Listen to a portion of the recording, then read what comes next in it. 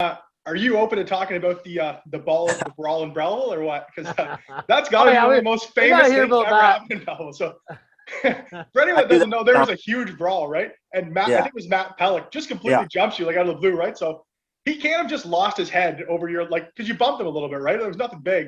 Like Well, you had to be going at him for like what made him lose his mind. It couldn't have been just a bump.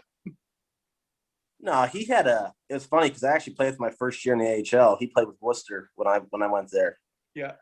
And so what happened? I'll never it. So he missed one of our guys, and I thought he was coming around. So I threw I'm the kind of guy, grindy guy. I'm going to try to get away with chippy kind of stuff. I elbowed him right in the jaw. And I turned around. Next thing you know, his gloves were off, and I was on the ground getting pummeled. And I'll never forget this, though. It was the funniest thing ever. Stewie got on the ice and challenged the whole Belleville bench and said, any one of you guys want to come on the ice? Let's go. You and me, center ice. And they kicked him out because they said, this guy's going to lose his mind.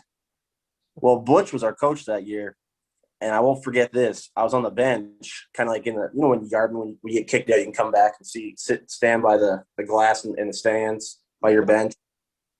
Well, Butch goes, put our 5 guys out. So I think he put Bocek, Stevens, Bolt, Wallingford, and Shaka out there. Our 5 toughest guys.